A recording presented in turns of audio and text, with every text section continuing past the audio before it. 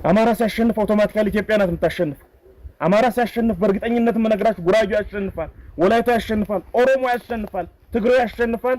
ሁሉም ኢትዮጵያ ውስጥ ያለ እህትና ወንድም ያሸንፋል።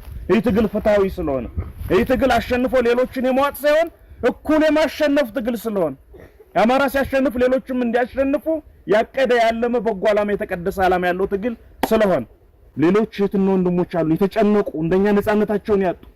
የጎጃም ዝናብ ጎንደር ላይ ዘነበ፣ የጎንደሩ ዝናብ ወሎ ላይ ዘነበ፣ የወሎም ዝናብ ሸዋ ላይ ዘነበ፣ የሸዋም ዝናብ እያጉረመረመ ከአዲስ አበባ ሰማይ ላይ ዳምኖ ቆመ። እንዲህ ዳምኖ የዘነበ እንደሆነ የ4 ኪሎ ካድሬ ምን ይውጠው ይሆን የሚለው አርበኛ ፋኖ ዘመነ ካሴ ነው።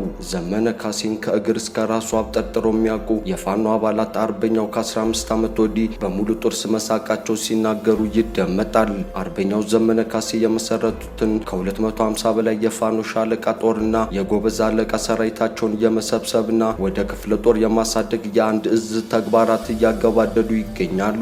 አርበኛ ዘመነ ካሴ አማራ ክልል ለቆ ወደ ኦሮሚያ ግዛቶች ሊያመራ እንደሆነ የመከላከያ አለቆች እያስጠነቀቁ ነው። የዘመነ ካሴ ታጣቂ ፋኖች አራሽ ቀዳሽ ተኳሽና ነጋሽ በሚል ልዩ ኦፕሬሽን መጀመራቸው የ4 ኪሎ መንግስት በአንድ አንሶላ ብቻ እንዲተኛ አድርጎታል። አርበኛው ዘመነ ካሴ ከሞት ያመለጠባቸው 3 አጋጣሚዎች መኖራቸው የተሰማ ሲሆን አዲስ ኮርነር አንደኛውን አጋጣሚ ሙሉ ታሪክ ታስደምጣለች። አርበኛ ዘመነ ካሴ ሚዲያችንን ከከፈቱ ጆሮአቸውን ጭው የሚያደርግ የራሳቸውን ጀብድ የሚያደምጡ ይሆናል። ለዘመነ ካሴ ቅርበት ያላቸው ምንጮች አስገራሚ ያሏቸውንና ያልተሰሙ የአርበኛ ዘመነ ካሴ ባህሪያት አጋርተውናል። በስፋት እንመለከተዋለን። ውድ የአዲስ ኮርነር ሚዲያ ተከታታዮቻችን ሰላም ለኢትዮጵያ፣ ሰላም ለሀገራችን። የአማራ ፋኖች አለቃ ስለሆኑት ከንጉስ ተክለ ሃይማኖት ቤት ዘመዶች አራተኛ የዘር ሐረግ ላይ ስለሚቀመጡት አርበኛ ዘመነ ካሴ ምን ታስባላችሁ? ፋኖ ዘመነ ካሴ የዘመኑ የአማራ ጃንሆይ መሪያችን ነው የምትሉ ከሆነ መረጃችንን ሰብስክራይብ፣ ላይክ እና ሼር በማድረግ ለዘመነ ካሴ ያላችሁን ፍቅር መግለጽ ትችላላችሁ። የአርበኛው ዘመነ ካሴ ወላጅ እናት የንጉስ ተክለ ሃይማኖት ልጆች አሳላፊ እንደነበሩ የታሪክ ድርሳናት ይጠቁማሉ። አርበኛ ዘመነ ካሴ በዘር ግንዳቸው ከንጉስ ተክለ ሃይማኖት ቤተሰብ ጋር ዝምድና አላቸው። የነገስታት ቤተሰብ አባሉ የዛሬው የፋኖች አለቃ ዘመነ ካሴ የልጅነት ጊዜያቸው እጅግ ጣፋጭ ነበር። ፋኖ ዘመነ ካሴ ባውቄ የእናቱን የነገስታት ታሪክ እያደመጡ ማደጋቸው በአካባቢው ማህበረሰብ የሚታወቅ ሲሆን ለእግሩ ውሃ የሚሞቅለት የቀበጥ የአማራ ልጅ አስተዳደግ የልጅነት ጊዜያቸውን አሳልፈዋል። የአርበኛ ዘመነ ካሴ የቅንጦት ህይወት ወደ ሞት ቀጠና በየደቂቃው ማምራት የጀመረችው ደግሞ የብአዴን ስልጣኑን ለቆ ባለቢጫዋን ኮርት ፌስታል አንጠልጥሎ ሲይዝ ነው። አርበኛው ዘመነ ካሴ ወደ ኤርትራ መሸፈቱን የሰማው የአርበኛው አለቃ የነበሩት አቶ በረከት ስምኦን ታዲያ ጠረጴዛውን በውጪ እየነረቱ አለቀልን በ3 ቃላት ብቻ ህዝቡንም ያደራጀው ልጅ ሰደዳችሁት፣ እኛ ለ15 ዓመት ተግለን ያላመጣነውን የብላቴን አሳክቶልናል በማለት የዘመነ ካሴ መልቀቅ ለበረከት ስምኦንና ለመንግስታቸው ትልቅ ኪሳራ መሆኑን ተናግሮ ነበር። እዚህ ላይ ነው ጨዋታው። እንግዲህ አቶ በረከት ስምኦን አልተሳሳቱም። አርበኛ ዘመነ ካሴ ከ25 ዓመታት በኋላ የብርሃኑ ጁላን እግረኛ ሰራዊት በሁለት እጥፍ በማደራጀት ባለፈው ሳምንት የፋኖ አደረጃጀታቸው ማጠናቀቃቸው ተሰምቷል። የብርሃኑ ጁላ ሰራዊት ፕሮፓጋንዳ ሰሞኑን ስለ አየር ኃይላቸው ብቻ የሚነገሩት በአርበኛው ዘመነ ካሴ በእግረኛ ጦር መበለጣቸውን በማረጋገጣቸው የቀራቸውን ሰማዩ የኛ ነው የሚል የአየር ትርኢት በማሳየት ላይ መጠመዳቸውን ላየ የዘመነ ካሴን ጀግንነት አለማድነቅ አይቻልም። አርበኛው ዘመነ ካሴ ባለፈው ሳምንት ማክሰኞ ዕለት በሰጡት መግለጫ የአማራ ፋኖ አራሽ ቀዳሽና ተኳሽ ከሚለው የዘመናት ንግግር በመውጣት ነጋሽ የሚል ቃል በመጨመር የ4 ኪሎ መንግስት ዋነኛ ትኩረታቸው መሆኑን በተደጋጋሚ ነግረውናል። ፋኖ ዘመነ ካሴ በቀጥታ መልእክቱን እያደረሰ የሚገኘው ለፋኖ ሰራዊታቸው ሳይሆን ለብርሃኑ ጁላ አለቃ ለአብይ አህመድ አሊ ነው። አርበኛው ዘመነ ካሴ በስራቸው የሚገኙ ከ200 በላይ የፋኖ ሻለቃዎች ወደ ክፍለ ጦር በማሳደጋቸውና ሙሉ የራስ መተማመን ላይ ከደረሱ በኋላ ሰራዊቱ አራሽ ቀዳሽና ተኳሽ ነበር፣ አሁን ግን የምንሰራው አራሽ ቀዳሽ ተኳሽና ነጋሽ ለመሆኑ በማለት ትግሉ ተጠናቋል። አብይ አህመድ ሆይ ነጋሽ ነኝ ቦታውን ለሚገባው አስረክብ በማለት አርበኛው መልእክታቸውን ለ4 ኪሎ መንግስት ልከዋል። ፋኖ ዘመነ ካሴና የፋኖ ሰራዊቱ አደረጃጀታቸውን በማጠናቀቅ ከጎጃም እዝ ጋር የሚዋሃዱበት መንገዶች ያጠናቀቁ ሲሆን አርበኛ ዘመነ ካሴ ከ15 ዓመታት በኋላ በሙሉ ጥርሳቸው ሲስቁ ታይተዋል።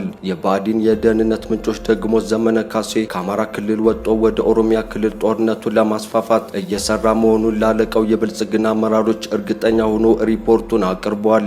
አርበኛ ዘመነ ካሴ ከአዊ ዞን እስከ ባህር ዳርና የደቡብ ጎንደር ከተሞች ባልተለመደ ሁናቴ መንቀሳቀስ መጀመሩን የሚገልጸው የባዲን ደህንነቶች ሪፖርት የሰሞኑ የዘመነ ካሴና የፋኖ አለቆች እንቅስቃሴን ያልተለመደና አደገኛ ሲል ገልጾታል። አርበኛው ዘመነ ካሴ እነዚህ ድሎች ፈንድሻ እየቆላ አላመጣቸውም። ፋኖ ዘመነ ካሴ ከሞት ያመለጠባቸው አንድ አጋጣሚ እናጋራችሁ። ዘመነ ካሴ ከ7 ዓመት ማረሚያ ቤት ከባዲን ያስጣሉትን 3000 እስረኞች እንደሚያስፈታቸው በማርያም ምሎ ቃሉን ሰጥቷቸው ወጥቷል። ከማረሚያ ቤት ሲወጣም በማርያም ምሎ እስረኞችን እንደሚያስፈታ ለትግል ጓደኞቹ ቃል መግባቱን አስረድቷል። አርበኛው ዘመነ ካሴ ባህር ዳር ከተማ ልደታ ማርያም አካባቢ ከፋኖ ኃይሎች ጋር በመስፈር ወደ 7 ዓመት ማረሚያ ቤት የገሰገሱት ልክ ከእስር በተፈቱ በ4ኛ ወራቸው ነበር። ዘመነ ካሴ ከባህር ዳርና አካባቢው የፋኖ ብርጌዶች ጋር ተጣምሮ በአንድ ሰዓት ውስጥ ብቻ የቅዳቸውን 3 እጥፍ በሺዎች የሚቆጠሩ የባዴን ታራሚዎችን ነጻነታቸውን እንዲያገኙ አድርገዋል። ከዚህ ድል በኋላ ሞት ወደ ዘመነ ካሴ አፍጦና አግጦ የመጣ መሆኑን አርበኞቹ አልገመቱም። የባዴን ባንዶችና የፌዴራል ፖሊሶች ባልተጠበቀ ሁናቴ ወደ ዘመነ ካሴ ተኩስ ከፈቱ።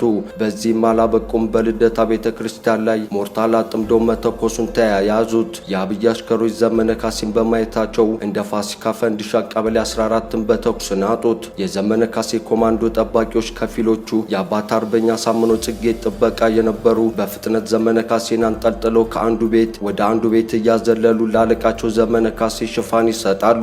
ለዘመነ ካሴ በቅርብ ርቀት ላይ በሚገኝ የቆርቆሮ አጥር ላይ ከባድ መሳሪያ የባዴን ኃይሎች ተኮሱ። አካባቢውን በከባድ ድምፅ አናወጠው። የዘመነ ካሴ ጠባቂዎች የራሳቸው ሕይወት አስይዘው ዘመነ ካሴ ላይ ተከመሩበት። የከባድ መሳሪያ ፍንጣሪ የዘመነ ካሴን አንዱን ጠባቂ ሕይወቱን ሲያሳጣው ዘመነ ካሴን ጨምሮ በ3 የኮማንዶ የፋኖ ታጣቂዎች ላይ ቀላል የመቁሰል አደጋ አጋጥሟቸዋል። ፋኖ ዘመነ ካሴ በአንድ ቀን ድሉ ብቻ ከ5000 በላይ የ7 ዓመት ታራሚዎችን ነጻነት ሲያጎናጽፍ በዛቹ ቀን ደግሞ ከሞርታል የከባድ መሳሪያዎች አደገኛ ከበባ የወጣበት ቀን ሙና ተመዝግባለች። አርበኛው ዘመነ ካሴን ባገኘውባቸው 2 አጋጣሚዎች የሚያስደንቁ ባህሪያቸው በህዝብ ዘንድ ያለ ልዩነት መወደዱ ነው። ሳሩም ሆነ ቅጠሉ የአርበኛው ዘመነ ካሴ ደጋፊ ነው። አርበኛ ዘመነ ካሴ ሲንቀሳቀሱ የዓመቱ የንግስ ታቦት ያለፈበት መንገድ ይመስላል። ከጨቅላ እስከ ሽማግሌ ዘሜ ዘሜ እያሉ ነው የሚጠሩት። አርበኛው ካንገታቸው ዝቅ እያሉ ሁሉንም እኩል ያስተናግዳሉ። ህብረተሰቡ ወደ አርበኛው የሚተም ከሆነ ደግሞ ግለሰቦችን አክብሮ ሻይና ቡና ጠጥቶ ዝምድና ፈጥሮ ቀን ሲወጣ ያገናኘም በማለት በፍጥነት ይሰወራሉ። እንደ ዘመነ ካሴ የሰው መውደድ የሰጠው ግለሰብ ማግኘት ላሳር ነው። 3 የባዴን ፋኖች አርበኛ ዘመነ ካሴን በቁጥጥር ስር ያውሉታል። ነገር ግን በቁጥጥር ስር ያዋሉት ሚሊሻዎች ወጣቱ ፋኖ ዘመነ ካሴ መሆኑን አላወቁም ነበር። ወዲያውኑ መረጃ ሲያጣሩ በቁጥጥር ስር ያዋሉት ዘመነ ካሴ መሆኑን ይረዳሉ። አንተ ጩጬ ልጅ ነህ፣ አገሪቷን ይህን ያክል ምታምስ በማለት የባዴን ሚሊሻዎች ወዲያውኑ ላለቆቻቸው ሪፖርት ሳያደርጉ ዘመነ ካሴን እንደለቀቁት የውስጥ የመረጃ ምንጫችን ሹክ ብሎናል። የአዲሱ የአማራ ትውልድ ላይ እጅግ መግነናቸው የሚነገርላቸው አርበኛ ዘመነ ካሴ ያልተነገርኑ ያልናቸውን የአርበኛው ማንነት እናጋራችሁ። ዘመነ ካሴ በስደት በአገር ኤርትራ በነበረባቸው ጊዜያቶች ከአማራ የሚያስፈልጉትን ቁሶች የሚያቀብሏቸው አባት አርበኛ ፋኖ መሳፍንት ተስፉ እንደነበሩ መረጃዎች ይጠቁማሉ። አርበኛ መሳፍንት ተስፉና ፋኖ ዘመነ ካሴ ለ15 ዓመታት የዘለቀ ወዳጅነት እንዳላቸው ሲነገር አርበኛው መሳፍንት ዘመነ ካሴን ጨቅላው የነብር ጭራ በማለት እንደሚጠሯቸው ለዘመነ ካሴ ቅርበት ያላቸው አርበኞች ነግረውናል። አሳምነው ጽጌ ከድሃው የአማራ ሕዝብ በስልጣኔ ምክንያት የመንግስት ቤት አልረከብም በማለት በማስቸገራቸው ከዘመነ ካሴ ግቢ ውስጥ በተለምዶ አባይ ማዶ በሚባለው ሰፈር አብረው ይኖሩ እንደነበር ሰምተናል። ጄኔራል አሳምነው ጽጌ ሲጠቀምባቸው የነበሩ ቁሶች ፋኖ ዘመነ ካሴ ለታሪክ ማስቀመጣቸውን ሰምተናል። በፋኖ ዘመነ ካሴ መኖሪያ ቤት ከሚገኙት አሳምነው ጽጌ ሲጠቀምባቸው ከነበሩ ቁሶች መካከል አልባሳት፣ ጫማዎች፣ ሰነዶች፣ ግለ ታሪኮችና ማስታወሻዎች እንደሚገኙ ለማረጋገጥ ችለናል። አርበኛ ዘመነ ካሴና መምህር መስከረም አበራ እጅግ የሚቀራረቡ ወዳጆች መሆናቸው መሆናቸው ይነገራል። ሁለቱ ታጋዮች ከችግር መውጫ እስከ መበዳደር ድረስ የዘለቀ ግንኙነት አላቸው። ዘመነ ካሴ ከመስከረም አበራ ላለው ቅርበት ሁለት ይፋዊ ደብዳቤዎችን እስር ላይ ለምትገኘው መስከረም አበራ በሚዲያዎች በኩል አድናቆቱን ገልጾላት ነበር። መስከረም አበራ ለአማራ ፋኖች አለቃና ወዳጇ ዘመነ ካሴን መብረቁ ስትል ትጠራዋለች። እጅግ በሚያስገርም ሁኔታ አርበኛው ዘመነ ካሴ በህዝብ ተወዶ እንዲዘልቅ ካደረጉት መካከል ደግሞ የብአዴን ኃይሎች የቀረበለትን 1 ቢሊዮን ገንዘብ የሚያወጡ ጥቅማ ጥቅሞችን ወደ ጎን ማሽቀንጠራቸው ነው። ለዘመነ ካሴ ከቀረቡና ምራ ከሚያስወጡ ጥቅማ ጥቅሞች መካከል እኚህ ይጠቀሳሉ። ተዝቆ የማያልቀው የአባይ ወንዝ ዳርቻ የእርሻ መሬት የቀረበላቸው፣ አርበኛው ዘመነ ካሴ የቀረበላቸውን ቦታ መንጥረው ለነፍጠኛ ገበሬዎች ከመንግስት ኃይሎች መንጥቀው ሰጥተዋል። ባህር ዳር፣ መራዊ፣ ጢስ አባይና ዘንዘሊማ የሚገኙ የልማት መሬቶች ለዘመነ ካሴ ቢቀርቡም ጎመን ዝሩበት በማለት ምላሽ እንደሰጡት ታሪካቸው ያስረዳል።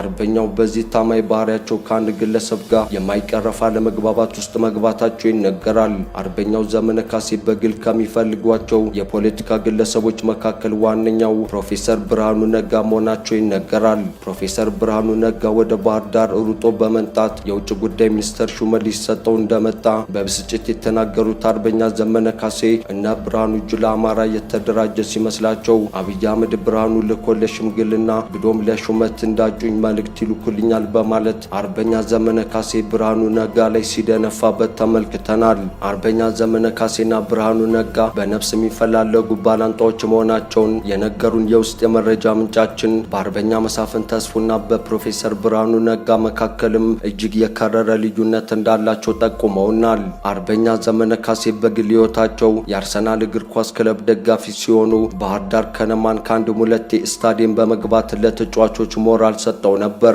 አርበኛው ዘመነ ካሴ በሙዚቃው ዓለም ያቀንቃኙ አማና ሊቦሽ ዲቦ አድናቂ ሲሆኑ የአስቴር አወቀ ዜማዎችንም እንደሚያዘወትሩ ለዘመነ ካሴ ቅርበት ያላቸው ምንጮች ነግረውናል። አርበኛው ዘመነ ካሴን ታላቁ እስክንድር ነጋ መዝጊያው እያሉ ሲጠሩት፣ አርበኛው መሳፍን ተስፉ ደግሞ የነብር ጭራ በማለት ያሞካሹታል። ፋኖ ምሬ ወዳጆ ወንድም ጌታ በማለት ሲጠሯቸው፣ ፋኖ ፋንታው ሟባ ደግሞ የአማራ ክስተት በማለት ያሞካሹታል። በመጨረሻም አርበኛው ዘመነ ካሴን ባሰብን ቁጥር ሊፋቅ የማይችለው የድንግል ማርያም ምርኮኛ መሆኑ ይነገራል። የዘመነ ካሴ የመጨረሻ የምትባለው መመሪያው እናታችን ቅድስት ድንግል ማርያም ናት። አርበኛው ዘመነ ካሴ ዘወትር በ3 በ16 በ21 ቀናቶች ለድንግል ማርያም ስነ ግጥም ደብዳቤ የመጻፍ ልምድ ያላቸው ሲሆን ላለፉት ዓመታት ይህን ልምዳቸውን አላቋረጡም። ለአርበኛው ዘመነ ካሴ መንገዱን ሁሉ ድንግል ማርያም ጨርቅ፣ ገደሉን ሁሉ ወርቅ ታረግለት ዘንድ እየተመኘን ዘመነ ካሴ ለወለደ የአማራ ማህፀን